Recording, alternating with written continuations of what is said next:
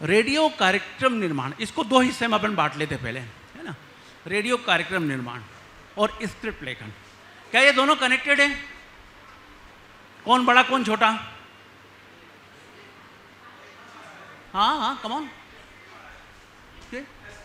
मतलब रेडियो कार्यक्रम निर्माण और स्क्रिप्ट राइटिंग, मतलब दोनों के बेसिक में जाएं अपन लोग, कौन किससे जुड़ा हुआ है? ग्रेट, बिल्कुल सही कि ये दोनों जुड़े हुए हैं। बेसिकली रेडियो कार्यक्रम जो होता है वो एक तरह से पूरा एम्ब्रेला है, पूरा ओवरऑल प्रोग्राम, और script writing is a part of programme production, है ना। तो हम शुरू करते हैं स्क्रिप्ट राइटिंग से, ओके, और वहाँ से फिर चलते हैं हम रेडियो प्रोग्राम प्रोडक्शन पे। जैसा मैंने कहा कि कोई भी प्रोग्राम बनता है तो उसका एक हिस्सा होता है स्क्रिप्ट राइटिंग। तो स्क्रिप्ट राइटिंग कितने तरह की होती है रेडियो में? कोई थोड़ा बहुत बुकिश नॉलेज भी चलेगा, मैं उसमें प्रैक्टिकल जोड़ दूंगा। कुछ पढ़ा है ना अभी आपने कुछ, या अभी ज़्यादा नहीं आया होगा? ओके, मैं आपको बताता हूँ। कई तरह की स्क्रिप्ट होती है। तो स्क्रिप्ट कितने तरह की होती है समझने के लिए अपने को रेडियो के प्रोग्राम फॉर्मेट को समझना पड़ेगा। कितने तरह के फॉर्मेट्स होते हैं रेडियो के लिए? जितने तरह के फॉर्मेट होंगे ना, बस उतने तरह की स्क्रिप्ट होंगी। तो फॉर्मेट कितने तरह के होते हैं, चलिए बोलना शुरू करें अपन। सबसे पहले तो जैसे एक टॉक होता है, सिंपल एक हम लिख लें और उसको वहाँ से पढ़ दें, है ना, तो वो एक। और कोई इंटरव्यू, है ना, इंटरव्यू में दो लोग होते हैं, तो एक इंटरव्यूअर होता है, एक इंटरव्यू होता है, तो वो वहाँ पर भी अपने को एक स्क्रिप्ट, उसकी भी स्क्रिप्ट करनी होगी ना। ऐसा नहीं है कि हम लोग बिना ब्लंटली एकदम शुरू कर देंगे किसी के साथ भी इंटरव्यू लेना। एटलीस्ट यदि ऑन पेपर नहीं होगी तो भी यहाँ पे माइंड में तो हम एक सेट पैटर्न लेके चलेंगे कि हम ये पूछेंगे, फिर उसमें इम्प्रोवाइजेशन अकॉर्डिंग टू सिचुएशन हम कर सकते हैं। लेकिन एक स्क्रिप्ट होती है उसकी भी। चलिए, इंटरव्यू के अलावा कौन से फॉर्मेट होते हैं? स्पॉन्सरशिप से क्या? प्रमोशनल, ओके, प्रमोशनल छोटे छोटे विज्ञापन होते हैं, वही कहना चाहते हैं ना? ओके, विज्ञापन, तो उसकी एक अलग स्क्रिप्ट होती है। इस सीमेंट में जान है ना, ये स्क्रिप्ट है, छोटी सी है, क्योंकि वहाँ पर उसको 10 सेकंड का टाइम दिया गया। 10 सेकंड में उनको बहुत सारे फीचर्स उसमें डालने होते हैं। अभी डिटेल में अलग जाता हूँ मैं, अभी सिर्फ हम लोग फॉर्मेट चर्चा कर रहे हैं। और बताइए, डॉक्यू ड्रामा। डॉक्यू ड्रामा, ये दो फॉर्मेट को मिला दिया इन्होंने, मैं दोनों को अलग अलग कर देता हूँ, फिर मिला करके तीसरा फॉर्मेट। डॉक्यू क्या हुआ? डॉक्यूमेंट्री, तो उसकी एक अलग स्क्रिप्ट होती है। डॉक्यूमेंट्री क्या होती है? What is documentary? Radio documentary, किसी भी एक सब्जेक्ट को हम लेंगे और उसको पूरा समझाना शुरू से लेके, मतलब सपोज हमने ये सांची ले लिया, सांची के बारे में हमको एक फीचर बनाना है, डॉक्यूमेंट्री बनानी है। तो सांची कब से इसको शुरुआत, मतलब पहले इसकी हिस्ट्री निकालेंगे, है ना। ये सबसे पहले पता किसको चला? भैया एक वो अंग्रेज़ थे, उन्होंने देखा पहली बार, वहाँ से शुरुआत करी हमने। फिर उन्होंने जब इसकी रिसर्च करी तो पता लगा कि ये फलाने सन का है, ये हिस्ट्री हो गई। और फिर हिस्ट्री से लेकर के वर्तमान आते आते आते उसके फिर फीचर जितने भी है कि इसके अंदर क्या क्या चीज़ें हैं। ये स्तूपा है तो स्तूपा किसका है, बौद्ध का है तो बौद्ध का, यानी ये सब चीज़ें उसके अंदर आ गई, यानी फुल ऑफ इंफॉर्मेशन। सपोर्टिंग क्या होते हैं उसमें? इंटरव्यूज़ होते हैं, है ना। जब हम कोई फीचर लिख रहे हैं तो फिर सांची की बात कर रहे हैं तो उसमें फिर आर्कियोलॉजिस्ट की बात होगी, है ना। कोई सोशल लाइफ वाला होगा, कोई बौद्धिज़्म के बारे में भी उसके अंदर कहीं ना कहीं चर्चा होगी, क्योंकि उसके अंदर जो बने हुए चित्र बने हुए हैं उसको, लाइक दैट। ये हो गया क्या? एक डॉक्यूमेंट्री। और दूसरा इन्होंने जो ड्रामा में दूसरा जोड़ा था, ड्रामा भी की अपनी एक स्क्रिप्ट होती है, full of dialogues, events, okay, climax, anti climax, like that, okay. Then अभी एक और जो इन्होंने बोला वो था डॉक्यू ड्रामा। अब ये क्या चीज़ हो गई भाई? ये क्या चीज़ हुई? पढ़ा है आपने? चलिए दोनों को मिला दीजिए, डॉक्यूमेंट ड्रामा हो गया, मतलब आधी डॉक्यूमेंट्री और आधा ड्रामा। ये कैसे होता है? इसी सांची के एग्जाम्पल को अपन आगे बढ़ाएं। तो सांची के ऊपर मुझे एक डॉक्यूमेंट्री बनानी है, लेकिन मैंने देखा कि थोड़ा सा नीरस हो जा रहा है मेरा मैटर। हो सकता है कि कोई श्रोता इस बीच में रेडियो बंद कर दे, उस खतरे से बचने के लिए, बोरिंग हो जाए, बहुत ज़्यादा फुल ऑफ इन्फॉर्मेशन हो जाए। तो हमने क्या करा कि साहब उसमें एक छोटा सा जैसे एक इवेंट डाल दिया उसमें, कि भगवान बुद्ध की हम कोई कथा सुना रहे हैं, तो उस कथा को हमने एक ड्रामेटाइज कर दिया छोटा सा, वो उसके अंदर बीच में डाल दिया। बताते बताते, ठीक है ना, हम बात कर रहे हैं, डॉक्यूमेंट्री चल रही है हमारे, और एकदम से कि हाँ मैं जा रहा हूँ वन की ओर निकल रहा हूँ टाइप का एक ड्रामा आ गया, और छोटा से किसी बालक का जो भी इसमें अपन करना है, ताकि क्या कर दिया उसने, उसी बात को आगे बढ़ाया, और छोटा सा एक ड्रामा एलिमेंट आ जाने से इंटरेस्ट लेवल बढ़ गया आपका। चलिए, तो वो जब दोनों को मिक्स करके बनाते हैं तो वो कहलाता है डॉक्यू ड्रामा। चलिए और फॉर्मेट बताइए, सोचिए सोचिए, रेडियो के फॉर्मेट सोचते हैं बहुत सारे। सॉरी, स्टोरी टेलिंग आजकल वो चल रहा है, ठीक है ना। स्टोरी टेलिंग में भी बात क्या हुई, स्क्रिप्ट होती है आपकी, देन ओके एक स्टोरी टेलिंग हो गया, उसमें भी कोई भी स्टोरी ले सकते हैं, सस्पेंस वाली हो सकती है, रोमांटिक हो सकती है, कुछ भी हो सकती है, कोई हिस्टोरिकल भी हो सकती है, ओके वो डिपेंड करता है। तो उसकी एक स्क्रिप्ट हो गई। उसके बाद स्पोर्ट्स कमेंट्री, हाँ वो भी एक, लेकिन स्पोर्ट्स कमेंट्री में स्क्रिप्ट नहीं होती है, बस वही एकमात्र चीज़ ऐसी है, या स्पोर्ट्स कमेंट्री या नॉन स्पोर्ट्स कमेंट्री, दो तरह के हमारे यहाँ पर भी रेडियो में दो तरह की कमेंट्रीज होती हैं, एक स्पोर्ट्स कमेंट्री और एक नॉन स्पोर्ट्स। स्पोर्ट्स में पता ही आप क्रिकेट, हॉकी, बैडमिंटन सबकी कमेंट्री होती है, और नॉन स्पोर्ट्स में क्या आता है, दिल्ली के लाल किले से परेड निकल रही है 26 जनवरी के, तो वहाँ की भी कमेंट्री होती है ना। गोवा फिल्म फेस्टिवल है, उस फिल्म फेस्टिवल में क्या हो रहा है इसकी कमेंट्री देना है। रथ यात्रा निकलती है इंदौर, उज्जैन में महाकालेश्वर की यात्रा निकलती है, तो शाम को 1.5-2 घंटे की हमारे यहाँ पर उसकी कमेंट्री होती है, अभी ये हो रहा है, अभी वो हो रहा है। उसमें स्क्रिप्ट नहीं होती है, नहीं होती है ना, गलत होती है, उसमें भी स्क्रिप्ट होती है, not exactly script but facts होते हैं। कमेंटेटर के पास में फैक्ट्स होते हैं, क्योंकि वो हर चीज़ को दिमाग में नहीं रख सकता। महाकालेश्वर की यात्रा की एक कमेंट्री करनी है तो उसके पास में हिस्ट्री होती है कि ये कब से शुरू की गई, आज से 100 साल पहले इसका क्या स्वरूप होता था। अभी का जो आंखों देखा हाल तो बता देंगे जो सामने, लेकिन बाकी की इन्फॉर्मेशन यदि उसको माइनस कर देना तो वो कमेंट्री फिर मतलब अधूरी सी लगेगी, वज़न नहीं लगेगा। वज़न काहे से बढ़ता है, जितनी उसके अंदर इन्फॉर्मेशन डालें। फिर उसमें वो महाकालेश्वर की कहानी भी बीच में बता देंगे, बीच में कुछ इवेंट हुआ होगा बहुत पहले कभी, वो भी सब इसके अंदर शामिल कर लेंगे। फिर उसके पास में एक लिस्ट होती है कि इस महाकालेश्वर जो यात्रा निकल रही है इसमें इंपॉर्टेंट कौन कौन लोग हैं, उनकी पूरी नाम, उनके पदनाम होते हैं। कलेक्टर है, कलेक्टर इंपॉर्टेंट रोल प्ले करता है वहाँ पे, तो वो है। पुजारी हैं तो उनका नाम, अब यहाँ से तो नहीं दिखेगा ना पुजारी वो जा रहे हैं उनका नाम क्या है, तो वो पहले से ही सारा ये होमवर्क करके आते हैं। तो उसकी एक छोटी ही सही बट एक स्क्रिप्ट होती है। चलिए कमेंट्री हो गई, इसके बाद और कौन से फॉर्मेट्स हैं रेडियो के ऊपर, स्पॉट तो होगी बात, पॉडकास्ट, ओके ये नई चीज़ है रेडियो के लिए, बट ये होता है, रेडियो में भी होता है, बट रेडियो में पॉडकास्ट इस तरह का होता है, मतलब एक तरह यदि कहें तो आपकी जो पॉडकास्ट वाली भाषा है वो बेसिकली रेडियो के सारे ही फॉर्मेट पे लागू होता है। कोई भी चीज़ को हम एक कंटेंट फिक्स कर लें तो वो पॉडकास्ट होता है, वो हमारे यहाँ ऑलरेडी हो रहा होता है, तो वो सारे फॉर्मेट पे ये चीज़ लागू होती है, क्योंकि podcast is not a particular format, उसमें किसी भी फॉर्मेट में 1-to-1 है ना, ये सब शामिल होता है उसके अंदर। तो चलिए, और रेडियो फॉर्मेट की बात करें तो और हाँ कुछ आवाज़ आई,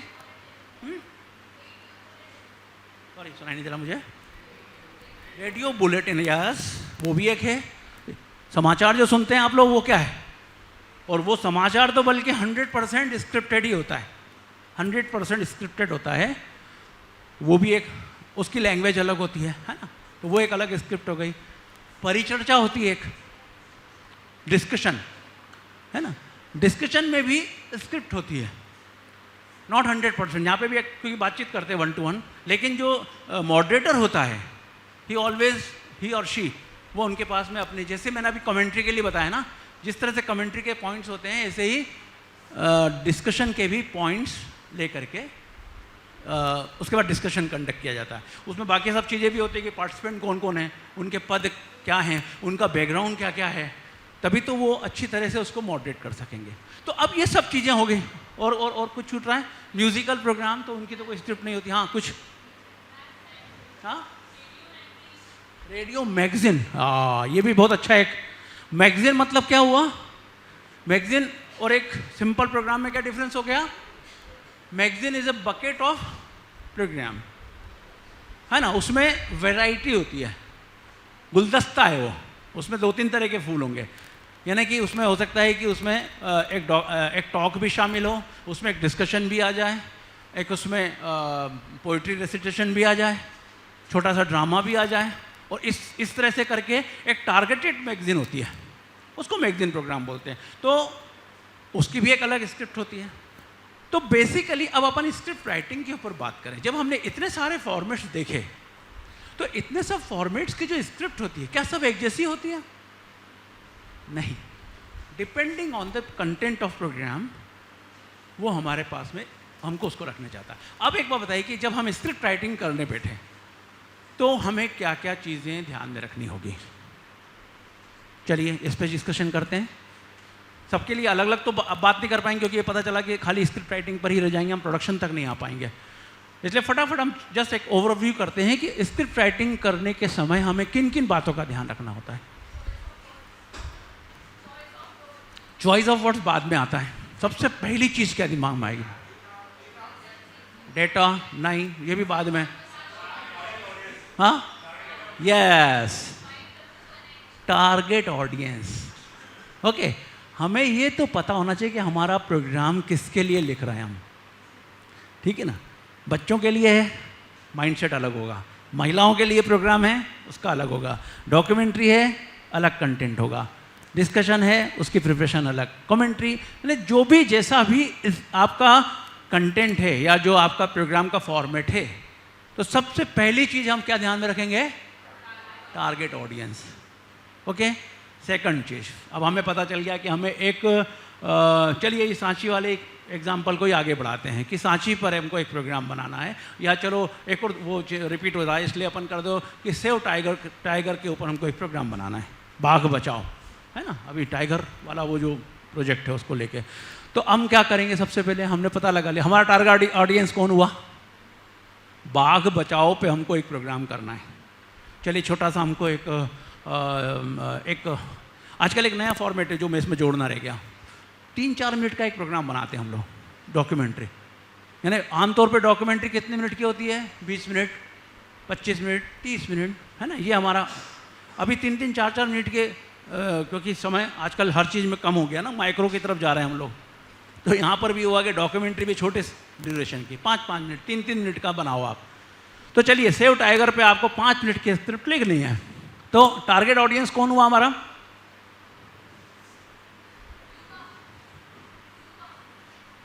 सॉरी, सुनाई नहीं दिया। यूथ। क्यों भाई? बुजुर्गों को टाइगर के लिए नहीं बताना है? तो जब यदि अवेयरनेस उसमें ज़्यादा है यूथ में ऑलरेडी, तो फिर हमें उनको टारगेट करने की क्या जरूरत? हमें तो उनको करना चाहिए जहाँ पे नहीं है awareness. Yes, that is the point. Youth को हम अधिकतर चीज़ों में टारगेट करते हैं। वजह क्या है कि वो उस उम्र में होते हैं कि आप चीज़ों को समझ सकते हैं और उनको ज़रूरत सबसे ज़्यादा है, क्योंकि अब उनको फ्यूचर, उनका लंबा फ्यूचर उस पर्टिकुलर थॉट को कैरी करने के लिए बहुत लंबा है। किसी बुजुर्ग को बताएंगे तो वो या तो बहुत कुछ जान चुका होगा, मैच्योर है वो, और अब उसके पास में उसको कैरी करने के लिए ज़्यादा समय नहीं है। तो यूथ इज़ द टारगेट। पर इस वाले प्रोग्राम के लिए सेव द टाइगर, इस प्रोग्राम के लिए टारगेट ऑडियंस और कौन से हो सकते हैं?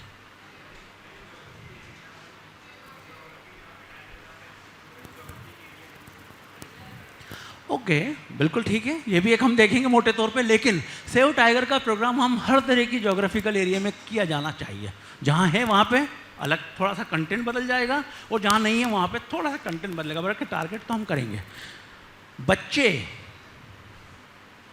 जो यूथ के लिए बात होती है वो बच्चों के लिए होती है, बस डिफरेंस ही रहता है कि बच्चे मैच्योर कम होते हैं, लेकिन इन्फॉर्मेशन उनको भी चाहिए, ठीक है ना। वो हो सकता है कि बहुत सारी बातों को समझ ना पाए, लेकिन एक बात वो समझ जाएंगे कि सेव टाइगर, ठीक है ना। आप बहुत देखो, आप बच्चे बहुत ज़्यादा अवेयर होते हैं। जब उनसे आप पेंटिंग कंपटीशन करते हैं तो फटाक से वो सेव टाइगर का एक वो बना देते हैं। उनको कहीं ना कहीं वो स्टोर तो करता है। अब वो बहुत सारी चीज़ों को समझ नहीं पाएंगे कि क्यों बचाना, मैडम ने बोला इसलिए बचाना, पर कम से कम मैसेज पहुंच रहा है उसको, इसलिए टारगेट तो हमारा वो भी होगा। तो बच्चे, यूथ, मैच्योर, इसलिए हमारा यदि इस प्रोग्राम को बनाना है तो हमारा टारगेट जनरल बोलते हैं इसको, है ना, बिल्कुल कोई पर्टिकुलर सेक्स स्पेसिफिक या एज स्पेसिफिक नहीं है।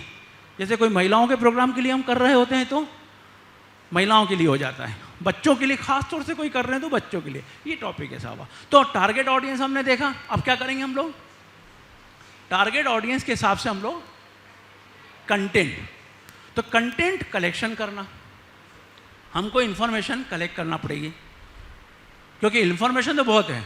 गूगल बाबा हमको इतनी सारी दे देगा कि उसमें हमको छांटने में हमको 2-4 दिन लग जाएंगे। तो गूगल बाबा पे बहुत ज़्यादा, और आजकल तो AI आ गया, इन पे उतना ज़्यादा भरोसा ना करते हुए हमें उस कंटेंट को निकालना पड़ेगा जो हमारे पर्टिकुलर जो जैसे ज्योग्राफिकल एरिया की भी बात भी करी, तो हमको उसको ध्यान में रखते हुए कि हमारे को किसको टारगेट करना है, कंटेंट कलेक्ट करना, और कलेक्ट करने के बाद में उसके बाद में अब यहाँ तीसरी चीज़ कौन सी इंपॉर्टेंट चीज़ आती है, creativity.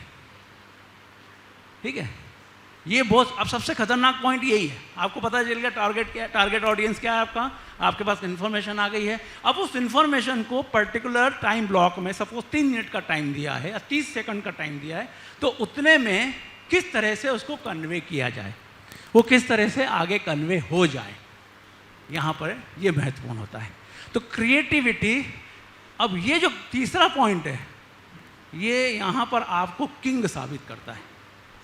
Okay, content is king, क्योंकि इंफॉर्मेशन कोई भी गैदर कर सकता है, टारगेट ऑडियंस कोई भी बता सकता है आपको, लेकिन क्रिएटिविटी में ना आपका बॉस आपके आगे निकल सकता, ना कोई आपके घर वाले, ना कोई टीचर, ना कोई कुछ नहीं। क्रिएटिविटी आपकी यूनिक चीज़ होती है। तो अब मुद्दा यहाँ पर आ जाता है आपका अपना, यही इंडिविजुअलिटी, क्योंकि सेव टाइगर के ऊपर मैं प्रोग्राम बनाऊंगा, उसी इंफॉर्मेशन को लेकर के मेरा नज़रिया अलग होगा, मेरी स्क्रिप्ट अलग होगी, इनकी अलग होगी, इनकी अलग होगी, इनकी अलग होगी, इर्रेस्पेक्टिव ऑफ एज, एजुकेशन, कुछ नहीं, किसी चीज़ का जरूरत नहीं होती। आपको बहुत सारे ऐसे एग्जाम्पल मिल जाएंगे जिन्होंने मीडिया का ये कोर्स नहीं किया है लेकिन मीडिया में बहुत आगे हैं। एजुकेशन पीछे हो जाती, क्रिएटिव के आगे। बहुत सारे एग्जाम्पल ऐसे मिल जाएंगे जहाँ छोटे बच्चों ने इतने बढ़िया प्रोग्राम बना दिए जो कि बड़े बड़े मैच्योर लोग नहीं बना पाए, मिल जाएंगे आपको, खोजिए। एज भी, एक्सपीरियंस भी कुछ काउंट नहीं करता। क्रिएटिविटी एक बहुत ही यूनिक टाइप की और बहुत ही इंडिविजुअल टाइप की चीज़ होती है। तो यहाँ पर आपको डील करना है क्रिएटिविटी से। अब क्रिएटिविटी को कैसे एनहांस करना, ये तो मैंने बता दिया कि किसी चीज़ से नहीं होती है, लेकिन उसको हम लोग इसके अंदर R&D तो कर सकते हैं ना। कैसे? आउट ऑफ द बॉक्स सोचना सीख लीजिए, बस यही सबसे बड़ा क्लू होता है कि जब आपको कोई टारगेट दिया जाए तो जैसा सब सोच सकते हैं। अभी मैं कोई टॉपिक दूंगा, एक स्क्रिप्ट लिखवाऊंगा, तो बहुत सारे लोगों की मिलती जुलती नजर आएगी, बस वो मिलती जुलती से अलग हट के जिसने किया, आउट ऑफ बॉक्स जाकर सोचता है। आप देखो, विज्ञापनों की दुनिया में जाओ, आप किस कंपनी के विज्ञापन आपको सबसे ज़्यादा दिमाग में चिपके हुए रहते हैं, आप याद करिए तो मिल जाएगा आपको। फेविक्विक, फेविक्विक के विज्ञापन याद है? बच्चा बार बार दौड़ के जा रहा होता है, उसको फिर माँ बैठा करके वो पिडीलाइट के उसके ऊपर बैठा देती डब्बे पे, बच्चा बैठा रह जाता है। मछली है ना, वो ला ला ला ला करता आता है और उसमें वो फेविक्विक लगाता है और मछली पकड़ लेता है। मतलब वो आउट ऑफ द बॉक्स जाकर के ही सोचते हैं। उनकी जितनी भी टीम है, क्रिएटिव टीम है, वो यही काम करती है। तो यदि आप उस फील्ड में जा रहे हैं तो अपनी क्रिएटिविटी को ओपन करिए, बिल्कुल आउट ऑफ द बॉक्स जाकर के सोचिए, वहाँ से फिर कोई न कोई ऐसी चीज़ निकल करके आएगी। बहुत सारे विज्ञापन आपको याद आ जाएंगे, बहुत सारे प्रोग्राम आपको याद आ जाएंगे। तो आप देखिए वो, और उसमें ये इतनी खतरनाक चीज़ है कि यदि आपने कुछ भी एक क्रिएटिव हासिल कर लिया तो उसकी जो ऊर्जा होती है, उसकी जो एनर्जी होती है, वो महीनों महीनों तक आपको फील करती है। ये इतनी बढ़िया चीज़ है। मतलब कभी आप किसी ने कुछ किया हो तो आप, हाँ कुछ बोल रहे हैं आप?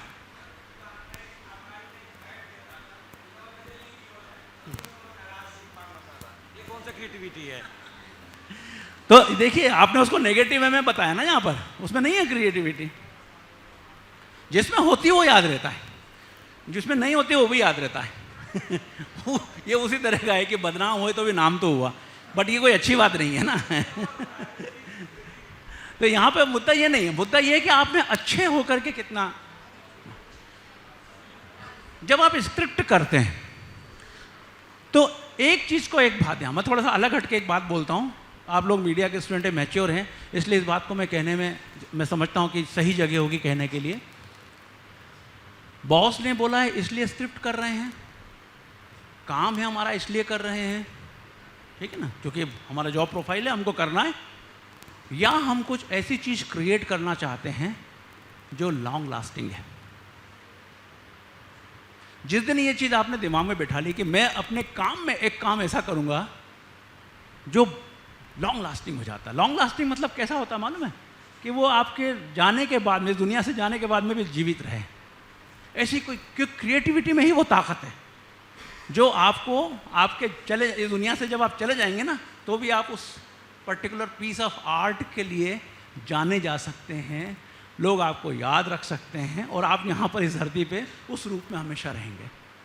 तो जब आप ये टारगेट लेके चलते हैं कि मैं एक ऐसी चीज़ क्रिएट कर रहा हूँ, प्रेमचंद ने जो कहानियाँ लिख दी हैं वो किसके लिए लिखी थी? क्या किसी बॉस के लिए लिखी थी, या उनको किसी ने टारगेट दिया था कि 15 दिन में कहानी लिख दो नहीं तो तुमको तनख्वाह नहीं मिलेगी? ना, उन्होंने ऐसी रचनाएं रची थी जो आज भी हम पढ़ रहे हैं और हमारे आने वाली जनरेशन भी पढ़ती रहेंगी। मतलब वो ऐसे प्रशंसक पैदा करके जो उनके ज़माने में थे, हमारे ज़माने में, और अभी दुनिया में जो आए नहीं है ना, वो भी उनके प्रशंसक अभी बहुत सारे पैदा होना ही बाकी है। वो है और वो हमेशा जीवित है। तो यदि ये टारगेट रख के चलो कि मैं एक ऐसी चीज़ क्रिएट करना चाहता हूँ, मैं एक ऐसी चीज़ बनाना चाहता हूँ जो मेरे जाने के बाद में भी रहे, तो जब इतना हाई टारगेट आपने कर दिया तो आप मान के चलिए बॉस कि आपकी स्क्रिप्ट में दम होने वाला है। फिर सोचिए, दूसरा एक चीज़ क्या होती है, एक रॉ मटेरियल होता है और एक फिनिश्ड मटेरियल होता है। रॉ मटेरियल को कभी यूज़ मत करिएगा, जो कि आजकल मैं हमारे यहाँ पे भी जब जो काम करने वाले थे नए नए लोग, स्क्रिप्ट लिखना, लिख दे फटाक से खट खट कर, मैं सर 5 मिनट के अंदर लिख देता हूँ, मैं 15 मिनट में लिख देता हूँ। ये टारगेट नहीं होता है, अच्छी चीज़ वो नहीं होती है। कभी भी कोई रॉ मटेरियल आपने खाया है कभी क्या? कि किसी ने कुछ रॉ कच्चा ही बना के दे दे आपको, तो आपको अच्छा लगेगा क्या? पिज़्ज़ा विज़्ज़ा या जो भी आप खाते हैं कच्चा अच्छा नहीं, ये कच्चा रहता है। तो इसलिए जब आप स्क्रिप्ट राइटिंग करें तो टारगेट क्या रखें कि मैं एक ऐसी चीज़ क्रिएट करने जा रहा हूँ या जा रही हूँ जो बिल्कुल, है ना, वो इस दुनिया में ताउम्र रहे ऐसी। तो जब टारगेट वो कर लिया, उसके बाद आपने बहुत क्रिएटिविटी को यूज़ करके एक अच्छी चीज़ क्रिएट करी, तो उसको बार बार क्रिएट करिए। इट नॉट शेल कि आप एक स्क्रिप्ट को कम से कम 5 या 6 बार लिखिए, लिखा उसके बाद दोबारा लिखिए, भले ही उसमें कुछ कमी नजर ना आए। जब आप उसको दोबारा पढ़ते हैं 15 मिनट, एक कप चाय पी लीजिए, दोबारा पढ़ने बैठेंगे, अरे यार ये मैंने क्या लिख दिया इसमें, यहाँ इसकी जगह में ये 5 शब्द क्यों लिखे मैंने, इस 5 शब्द की जगह एक ही शब्द का यूज़ करता हूँ ना मैं, छोटी हो जाएगी, क्रिस्पी हो जाएगी, शॉर्ट हो जाएगी। तो ये फिर जब 5 मिनट आज फिर उसको अवलोकन करेंगे, फिर उसके अंदर कुछ चीज़ के अंदर चेंजेस करेंगे। तो जब 5-6 बार ऐसा कर लेते हैं तब जाकर के एक फिनिश्ड आपके पास में आती है। अब किसी भी फॉर्मेट में आप गए, जब आपने स्क्रिप्ट कर ली, स्क्रिप्ट करने के बाद में अब नेक्स्ट आते हैं हम लोग काहे पे, कार्यक्रम निर्माण। से फॉर एग्जांपल कि आपने कोई एक फीचर डॉक्यू ड्रामा ही आपने लिखा है, आपने लिख लिया, अब क्या करना है उसका, अब हमको उसका प्रोडक्शन करना है। तो प्रोडक्शन के लिए क्या क्या चीज़ें करनी होगी हमें, रिकॉर्डिंग, ओके, स्क्रिप्ट की रिकॉर्डिंग। तो रिकॉर्डिंग किसकी करेंगे, अरे मेरी बहन है ना, उसकी आवाज़ बहुत अच्छी है, मेरा भाई है, मेरा दोस्त है, ये करेंगे, या उसके लिए एप्रोप्रिएट आवाज़ को यूज़ करेंगे। ये जो हम फिल्में देखते हैं 5-5, 3-3 घंटे की, जो 5-5 साल में तैयार होती हैं, वहाँ पे ये भाई भतीजावाद नहीं चलता है, इसीलिए वो फिल्में अच्छी होती हैं। फ्लॉप होने का सबसे बड़ा कारण ये होता है। तो जब आप उसमें आवाज़ें लेना चाहें तो यहाँ पर अब आप तय कर लें कि मेरे प्रोग्राम के हिसाब से सबसे अच्छी आवाज़ कौन सी मैं वो लूँ, इसलिए नहीं कि मेरे भाई की अवेलेबल है इसलिए ले लूँ, ठीक है। तो सिलेक्शन ऑफ आर्टिस्ट, चाहे वो ड्रामा आर्टिस्ट ले रहे हैं, चाहे आप नरेशन वाले ले रहे हैं। उसके बाद क्या करेंगे, नरेशन के लिए आपने रिकॉर्डिंग भी कर डाली, फिर इसके बाद क्या करना है, साउंड इफेक्ट्स, यस। अब एक बहुत इंपॉर्टेंट पॉइंट आता है, आपने स्क्रिप्ट है, स्क्रिप्ट की आपने पूरी रिकॉर्डिंग कर डाली, रिकॉर्डिंग करने के बाद में भी अभी आपका काम पूरा नहीं हुआ है, अब इसमें यहाँ पर आप डालेंगे साउंड इफेक्ट्स। तो साउंड इफेक्ट कहाँ से लाएंगे, गूगल बाबा जिंदाबाद, है ना। गूगल बाबा को यहाँ थोड़ी देर के लिए छोड़ दीजिए, मिलते हैं, पके पकाए बने बनाए मिल जाते हैं, और उसमें भी अपन फ्री वाला ढूंढते हैं। वो जो फ्री वाला जो मिलता है ना, वो सबसे, वो छन्नी में सबसे घटिया टाइप का होता है ना, वो लोग फ्री में डाल देते हैं, बाकी असली चीज़ उनकी पेमेंट पेड वाले में होती है, अच्छा इफेक्ट। लेकिन मैं तो कहूँगा कि वो भी मत करिए, यहाँ पे भी आप अपनी क्रिएटिविटी यूज़ करिए, बने बनाए ना लेकर के कोशिश करिए कि आप उसको स्पेशली अपने प्रोग्राम के हिसाब से बनाएं। अब वो बनाना तो सब संभव नहीं होता है, इसलिए थोड़ा बहुत हेल्प ले सकते हैं, बट वो बेसिक आइडिया जो साउंड पेड होता है वो आप कम से कम जो है आप अपना खुद का क्रिएट करें, ठीक है, उसके बाद जाकर के अब आप आगे बढ़ेंगे। ओके, तो कुल जमा ये कि छोटी छोटी चीज़ें, चाहे वो स्क्रिप्ट राइटिंग के लिए हो, चाहे ड्यूरिंग प्रोडक्शन हो, आपको हर चीज़ का बहुत ज़्यादा ध्यान रखना पड़ेगा। और सबसे ज़्यादा ध्यान किस चीज़ का रखना पड़ेगा? तो मैंने सबसे ज़्यादा जिसको मैंने ज़्यादा देर जिसके ऊपर बोला भी, क्रिएटिविटी। ओके, सब्जेक्ट वो भी इम्पॉर्टेंट होता है ना, किस सब्जेक्ट पे बनाना है। सांची या जो मैंने आपको एग्जांपल दी है, ये तो बहुत कॉमन टाइप के। हमें एक सब्जेक्ट मिला, कैसा मिला देखो आप, कहीं यात्रा में थे और एक गाना हमने कहीं सुना, लोकगीत, और उस लोकगीत को सुनकर के बड़ा अच्छा लगा। वो लोकगीत मेघालय के किसी ट्राइब में गाया जाता है। उसका अर्थ क्या है मालूम है? देखिए, हमको एक अवार्ड मिला था एक प्रोग्राम में, उसकी कहानी सुना रहा हूँ आपको, शायद आपको इससे कुछ सीखने को मिलेगा। जब उस लोकगीत को ध्यान से सुना तो उसमें लोकगीत का कंटेंट ये था कि वहाँ पर एक झील है मेघालय में, उस झील में प्रवासी पक्षी आते हैं, साल में हर साल में एक बार आते हैं ना, आपको पता होगा ना, जो प्रवासी पक्षी आते हैं, माइग्रेंट जो ये बर्ड्स, ये जब आते हैं तो वहाँ पर भी आते हैं, झील है। तो वो लोकल लैंग्वेज में उन प्रवासी पक्षी का नाम रखा है नानू थंगू, ठीक है, नानू थंगू बोलते हैं उनको लोकल लैंग्वेज में।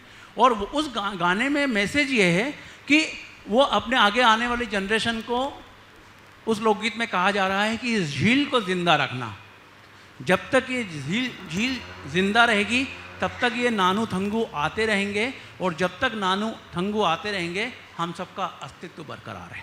पर्यावरण के ऊपर एक बात है।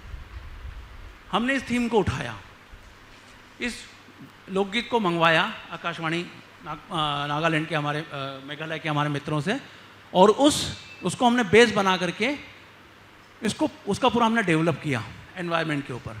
और अबू करके एक इंटरनेशनल ऑर्गेनाइजेशन है, एशियन ब्रॉडकास्टिंग यूनियन, उनका एक अवार्ड फंक्शन होता है हर साल, वो अवार्ड रेडियो के लिए देते हैं, उसमें हमने उसको भेजा and we got the first prize at that time. उसका हमने टाइटल रखा था आते रहना नानू थंगो। Thank you. तो ये सब्जेक्ट कहाँ से उठाया? ऐसे कुछ छोटे छोटे प्रोडक्शन, यदि आप सुनना चाहें तो सुनाएंगे, भूख नहीं लग रही हो तो। मैं कुछ ले आया था, आपके लिए लेके आया था, 2-2, 3-3 मिनट के हैं।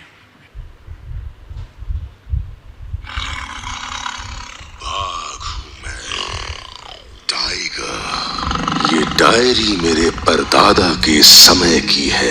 इस पन्ने पर 1950 की एक तारीख दर्ज है। लिखा है, जंगल कितना बड़ा, शांत, घना और हरा भरा है। खाना, पानी, सब कुछ हम सब के लिए। कभी कभी शिकारी शांति भंग कर देते हैं। एक पेज पर दादाजी ने लिखा है, जंगल सिकुड़ रहा है। हमने इसमें एक्चुअल में एक शेर की डायरी का एक पीस लिया, स्टोरी टेलिंग टाइप का यही है कि एक शेर अपने दादाजी की डायरी मिलती है उसको, और वो उस ज़माने के माहौल का वर्णन कर रहा है। तो उससे फिर आज की इसमें तुलना कि 1950 और ये 2022-20 इतने साल में क्या डिफरेंस हो गया, वो उस कहानी से बता रहा है। तो वो शेर की ही आवाज़ में उसको हमने उसका मानवीकरण करके ये बनाया था। तो इस तरह के कुछ अलग, मतलब ये यहाँ पर अभी बहुत सारे और मेरे पास प्रोडक्शन, लेकिन मुझे लगता है कि बहुत ज़्यादा क्योंकि ये सुनने के लिए ध्यान लगाना पड़ेगा, वो यहाँ पे इतना नहीं हो रहा। तो कोई भी किसी चीज़ को आप जब कहें तो अलग तरीके से कहें। हम इसके बजाय ये हमने किसी से नहीं कहा, उसके अंदर एक जगह भी कहीं भी भाषण नहीं है सेव टाइगर, ये हम नहीं बोल रहे हैं। वो खुद वो कहानी जो है वो एस्टेब्लिश कर रही है उस डिफरेंस को। बाकी मैसेज अब आप लोग समझ लो। देखिए, एक अच्छा स्क्रिप्ट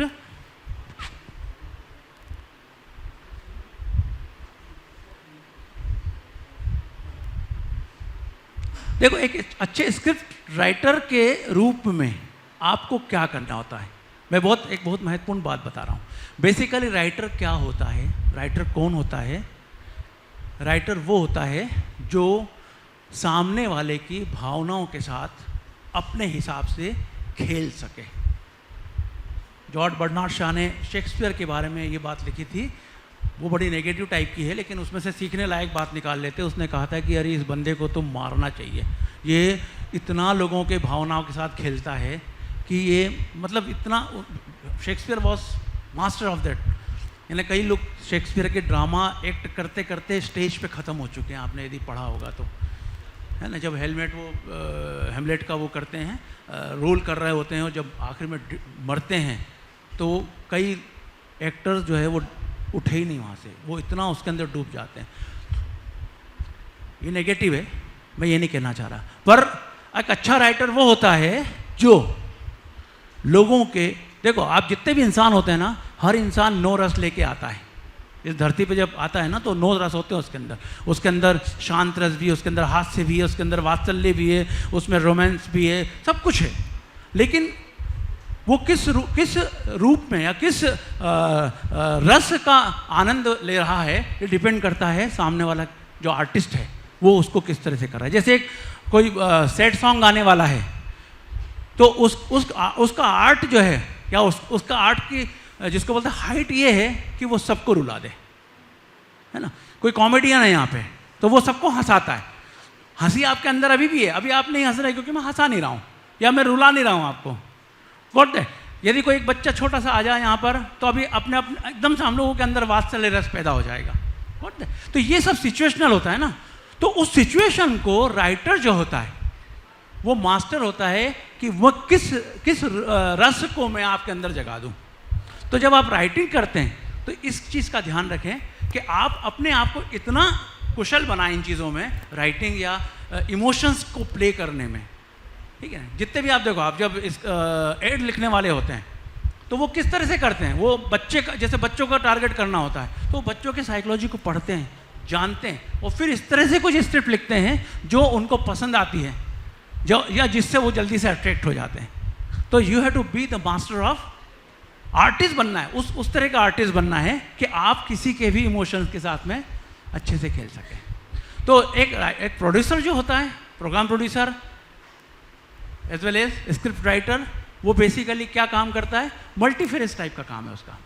उसको हर सब्जेक्ट का थोड़ा थोड़ा नॉलेज होना चाहिए, थोड़ी थोड़ी मास्टर म्यूज़िक का भी नॉलेज होना चाहिए, वरना आप म्यूज़िक इफेक्ट कैसे डालेंगे उसके अंदर, किस इफेक्ट से कौन सा वाला चीज़ क्रिएट होगी, ये चीज़ आपको पता होना चाहिए। और हर सब्जेक्ट का थोड़ा थोड़ा, मास्टर ऑफ ऑल नहीं, समझ गए ना तो master of one and jack of all type का व्यक्ति उसको अपने उसमें होना चाहिए। Got the idea. कुछ सवाल हो तो आप बताएं, वरना हम अपनी बात को यहाँ पे समाप्त करना चाहेंगे। भूख लग रही होगी। यस, देखिए मैं आपको छोटा सा बता देता हूँ जिससे कि आपको सवाल करने में ज़रूरत पड़ सकती है। छोटा सा मतलब ये कि अब मेरा अपना एक्सपीरियंस बताऊँ, मैं तो 30 साल से मैं रेडियो ब्रॉडकास्टिंग में हूँ। 31 बल्कि हो चुके हैं मेरे को रेडियो में ही, इसी ऑल इंडिया रेडियो में, और अलग अलग तरह के प्रोग्राम्स भी बनाए हैं और अलग अलग तरह के कामकाज किए हैं, कर रहा हूँ। अभी भी मैं एज अ डायरेक्टर यहाँ पर अभी आकाशवाणी भोपाल में हूँ। रेडियो सुनते हैं ना आप लोग, मतलब वो मिर्ची नहीं, वो भी, लेकिन उसके अलावा यदि आप विविध भारती सुनते हैं या आकाशवाणी भोपाल सुनते हैं तो वहाँ के जो प्रोग्राम, जो प्रोडक्शन होते हैं वो कंसीव हम करते हैं, प्रोडक्शन हम करते हैं और हम लोग यहाँ से ब्रॉडकास्ट करते हैं। एक लास्ट क्वेश्चन मैं करता हूँ आपसे, किसी भी प्रोडक्शन की ड्यूरेशन क्या होना चाहिए आइडियल? 12 मिनट, 12 से 15 मिनट, ओके। और कोई कौन से किस ड्यूरेशन का प्रोग्राम जो है लोग ज़्यादा पसंद करेंगे? मैं ये बात इसलिए पूछ रहा हूँ ये सवाल क्योंकि इसका आंसर ये है कि इसका कोई आंसर ही नहीं है। समझे आप?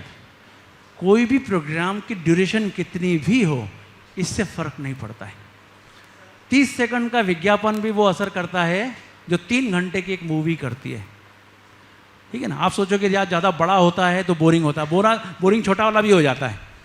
आप देखो 3 घंटे की मूवी हम लोग एकदम चिपक के देखते हैं, और हमको 3 मिनट का प्रोग्राम भी ज़्यादा बड़ा लग सकता है यदि वो बोरिंग है तो यहाँ पर इसका कोई आंसर नहीं है एग्जैक्टली कि 12 मिनट 15 मिनट। वो डिपेंड करता है कि आपका जो सब्जेक्ट है उसको आप कितने मिनट में, और जितने में पूरा बात हो जाए, बस वो आइडियल ड्यूरेशन है, ठीक है ना। बाकी सब्जेक्ट बहुत वास्ट है। अभी मैंने सिर्फ एक ऊपर का ओवरव्यू ही आपको दिया है, चाहे वो स्क्रिप्ट राइटिंग की बात करें, चाहे प्रोडक्शन की बात करें, ठीक है। ये तो सीखते रहने वाली चीज़ें हैं। मैं इसको यदि रेडियो से जोड़ दूं तो रेडियो में भी आप आ सकते हैं, ठीक है ना। मेरे ख्याल से सब लोग करियर के पॉइंट ऑफ व्यू से सोचते तो होंगे। आपको बता दें कि आपके यहाँ के बहुत सारे स्टूडेंट हमारे यहाँ काम करते हैं, और हम लोग माखनलाल चतुर्वेदी विश्वविद्यालय के स्टूडेंट्स को ज़्यादा प्रेफरेंस देते हैं, ठीक है। और ये सत्य है ना। ये मतलब मैं अमूल मक्खन नहीं लगा रहा हूँ आपको मैं किसी तरह से, बिल्कुल वो मत सोचिएगा, ये सत्य है। यदि हम जब इंटरव्यूज़ लेते हैं और हमें जैसे ही पता चलता है कि ये माखनलाल का है, तो हम एक चीज़ ध्यान करके चलते हैं कि हाँ, he has got that very talent. क्योंकि यहाँ तक आप आए तो भी आप एक प्रोसीजर में आए, हर कोई नहीं आ जाता है। फिर उसके बाद आप यहाँ पर सर और मैडम ऐसे एक्सपर्ट और सब यहाँ पे ज्ञानी लोग हैं, इनसे आप सीख करके आए, ठीक है। तो हमारा बहुत सारा काम तो ख़त्म हो जाता है। हमारे यहाँ के कई स्टूडेंट्स ऐसे हैं आपके यहाँ के जो हमारे यहाँ काम किए, उसके बाद अभी रेडियो चैनल्स में काम कर रहे हैं, या कई दूसरे इलेक्ट्रॉनिक मीडिया के कई अलग अलग फील्ड में काम कर रहे हैं। कई के नाम आप जानते भी होंगे, मैं बता भी दूंगा आपको। कभी मतलब मेरे साथ में बहुत लोगों ने काम किया, और अभी भी आप लोगों के लिए हमेशा गेट ओपन रहते हैं। आप लोग जब भी कोई काम करने की इच्छा हो, आपकी कुछ सीखने की इच्छा हो, आप आइए आकाशवाणी, आपका स्वागत है। हम जो भी अपॉर्चुनिटी आपको देना चाहेंगे दे सकते हैं, वो ऑलवेज ओपन है। Okay, thank you very much.